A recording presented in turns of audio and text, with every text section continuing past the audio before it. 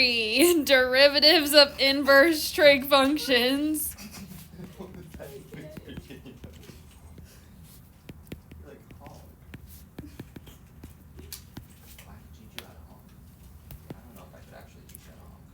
Alright, just as a refresher, I'm going to write all 6 inverse trig derivatives. Thank you. I trust that y'all did your notes and have them already, but... Yeah, but it'll be a good reminder. Something we can scroll back to. d dx sine or inverse sine of x is 1 over the square root of 1 minus x squared. I'm going to write them differently than I normally would write them. This is probably how they were in your notes. But d dx of the inverse cosine of x is negative 1 over the square root of 1 minus x squared. That way you can see which ones they go with. That's why I have them paired this way. Yeah, I put them in the other order. No, that's fine. I don't really care. This way you can see like what goes together. Yeah. Makes sense to me. d dx of the inverse tangent of x, 1 over 1 plus x squared. d dx I love GDX. inverse cotangent of x, negative 1 over 1 plus x squared. But should the top right one be cosecant? No. Oh. She said she was doing them in a order. Different order than normal. I'm doing them with like what they're paired with of what they match with. Oh. And then d dx inverse secant of x is 1 over x times the square root of x squared minus 1. d dx of cosecant or inverse cosecant of x is negative 1 over x times the square root of x squared minus 1.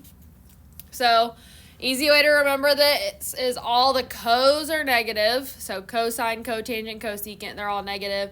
And then they go with their co. So, all you really need to know is sine, tangent, and secant.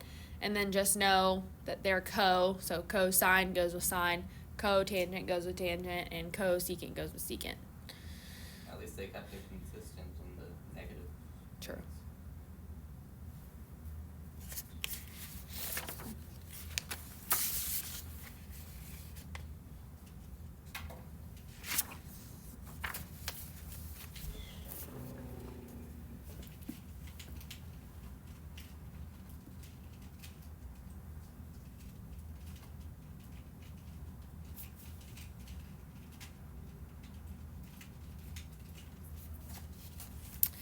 Okay.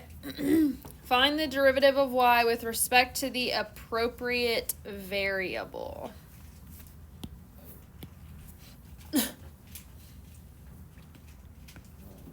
Four. Variable would be inappropriate. Y equals the inverse sine of 1 minus t. So basically, these are still like chain rules, like with the stuff that's inside. So x up here, some people will also write these as u's, and then they'll be like times du, because it's like x is just a placeholder. So like in this case, our x is just negative t, or like 1 minus t.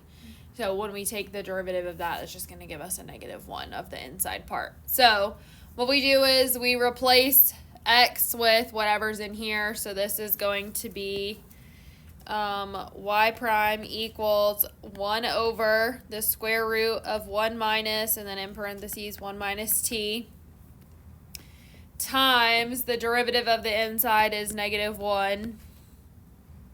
Wouldn't it be 1 minus t squared? Yes.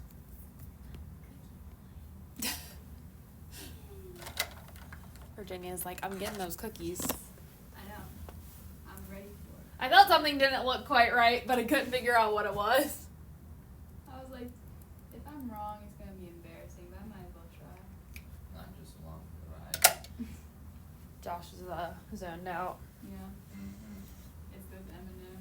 Yep. No, I think it's actually my sleep quality. I was looking at my stats for sleep, and it says that I need more REM. It also says that REM is good for memory, and if you don't get enough, you're more likely to get Alzheimer's. Interesting. So, I don't either.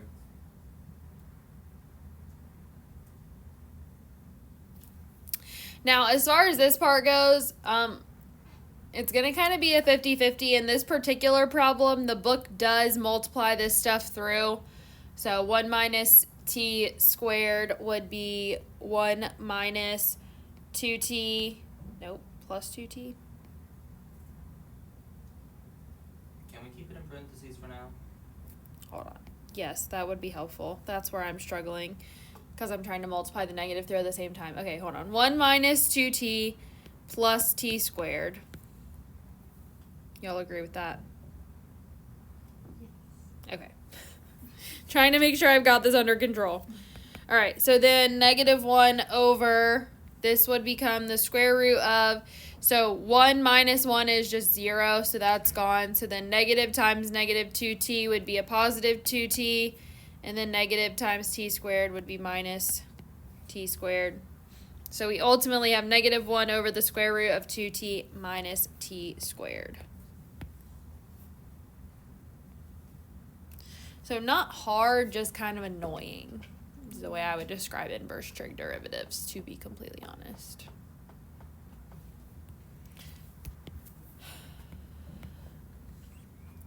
I think I could be described that way too. Depends on the day. Depends on 9 8.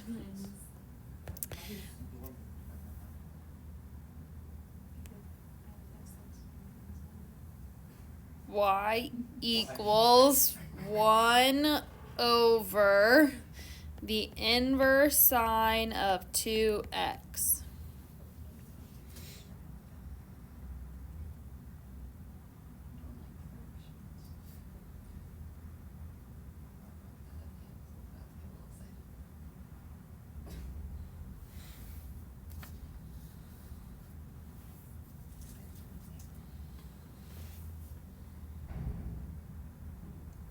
Can we throw that problem out there where that thing can get it?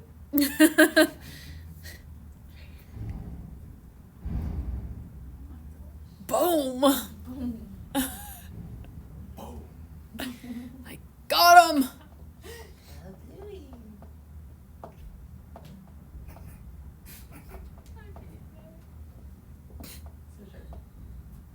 that made me like. All right, how can I rewrite this?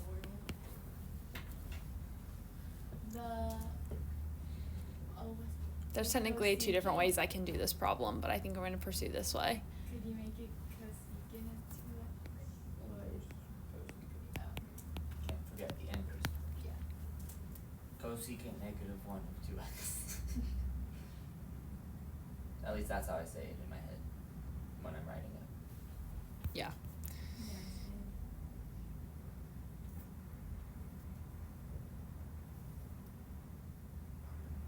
All right, so key thing to remember here is wherever there's an x, I've actually got to put a 2x.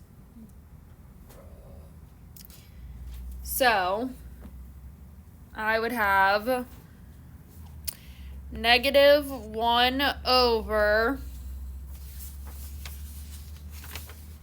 my cheat sheet 2x times the square root of 2x squared minus 1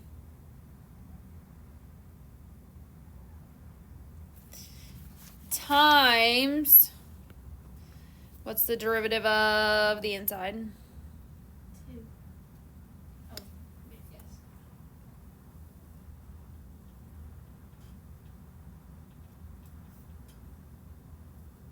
Maybe not. I would think so.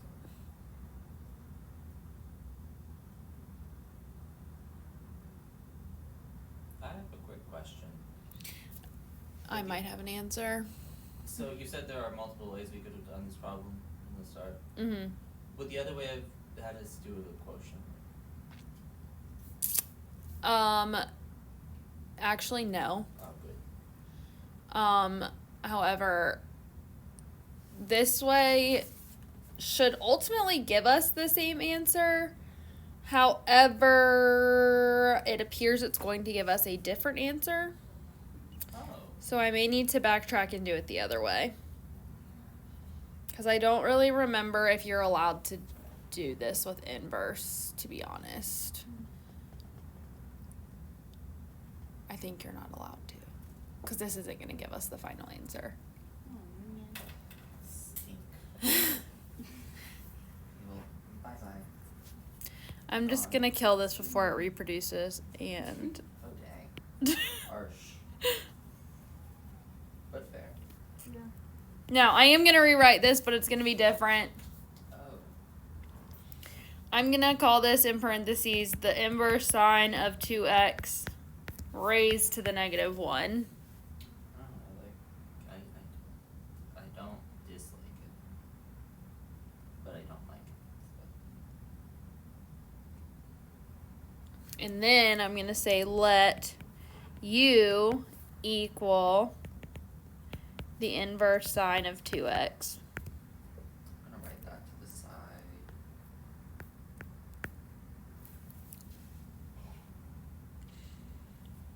So this is going to be u to the negative 1. So what would the derivative of this be?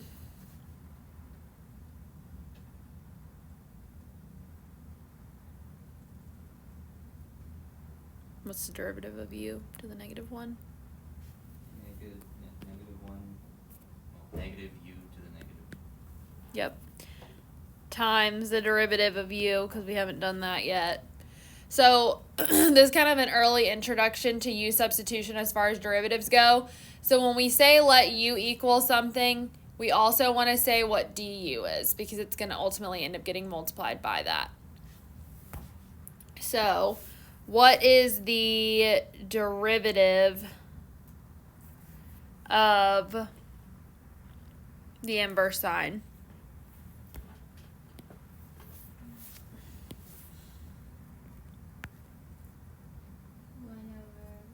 Wait, do you want us to plug in the 2x? Yeah. The square root of 1 minus 2x squared. Yep.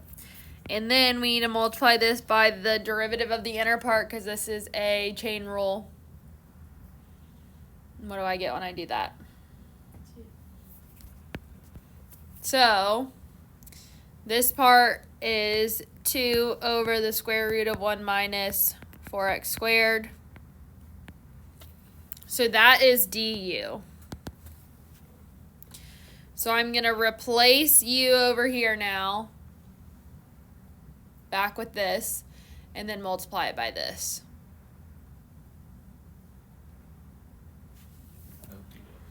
So, to pull this all back together, this is prime, y prime equals negative, if you want, since this is going to be a negative thing here, if you want to go ahead and put that on the bottom to make it a positive, then I'm going to have on the bottom the inverse sine of 2x squared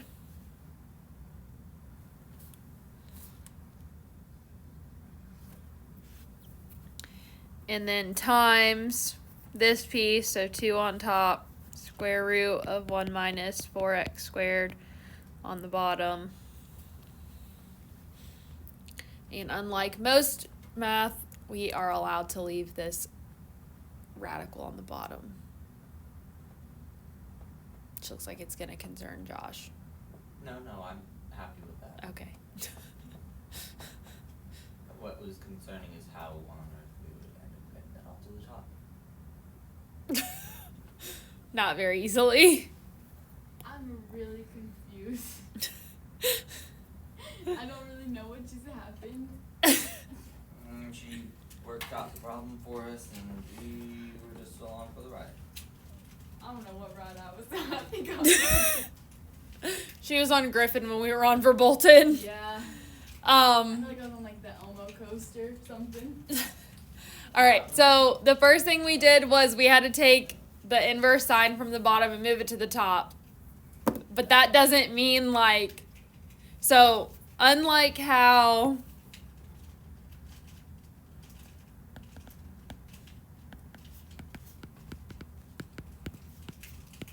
it doesn't mean the same thing with inverses. So I had to move it, the whole thing up to the top using this method by raising it to the -1. So then I said, well, and I didn't necessarily have to do it this way. I did it to make my life easier to see it, so that I didn't get distracted by all the things happening and miss something. I said, well, I'm going to say that this stuff in the parentheses is u, just to make my life easy. So I have u to the -1 is y. So I take the derivative of u, which would be -u to the -2. But then I've got to, it's a chain rule, so I've got to also take the derivative of u. If this was just like sine of x, I wouldn't have to do that. But this is something else. So the derivative of u, or of this inner part, so essentially I have a double chain rule here, because I have a chain rule at the outside for the stuff on the inside, and then another chain rule with this very inner stuff. So the derivative of this is 1 over the square root of 1 minus 2x squared, because anywhere there's an x, I'm putting that 2x. Then times the derivative of what's in the inner parentheses, which would be 2. So the derivative of u is 2 over the square root of 1 minus 4x squared. I just squared that piece. So now I have to take u and plug this in. So that's the negative. So there's like an intermediate step here that I didn't write, which was essentially in here. I would have had negative, how do I want, oh, that's fine. I can just do it like that. Inverse sine of 2x raised to the -2 times 2 over the square root of 1 minus 4x squared. I just didn't write that step. I just moved it straight to the bottom to save a step of writing, which is quite possibly where you ended up on a different train than the rest of us. I think now I'm back. Okay. I understand now. You made it back to the station safely. Just need a little boost.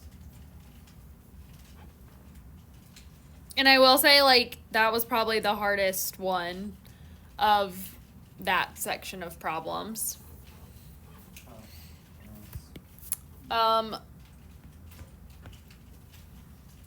12 is x of t equals the inverse tangent of t squared, and t is equal to 1.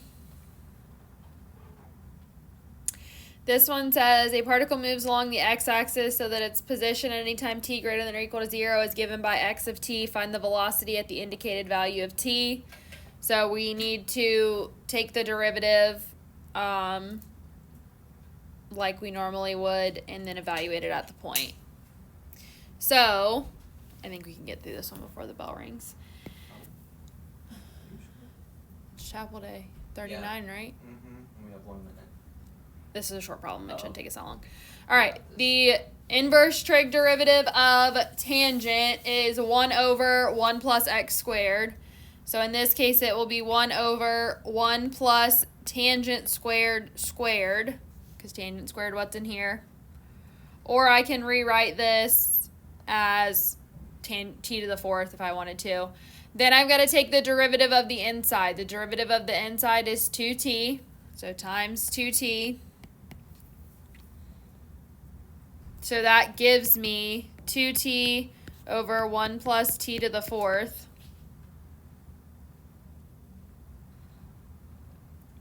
Then I evaluate it at 1. So a lot of times we'll do something like this to show that we're evaluating it at a value. That's more just like a FYI for what's coming in chapter 5 and 6. So plug in the 1. So I have, just for visual, 2 times 1 over 1 plus 1 to the 4th, which is 2 over 2, which is 1. I almost had it before the bell was done ringing. I mean, you would have if Josh didn't say we don't have enough time, and you had Shut that up, whole Virginia. conversation. All right, we don't have that much left in this section. Just 3 problems. Do y'all want problems for the weekend or wait, today's Thursday, right? Oh yeah. Wow. Scratch that. Thought it was- I mean, I'll give you the problems to where we are at this point if you want them, but Yeah, Okay. tomorrow. that's what I figured.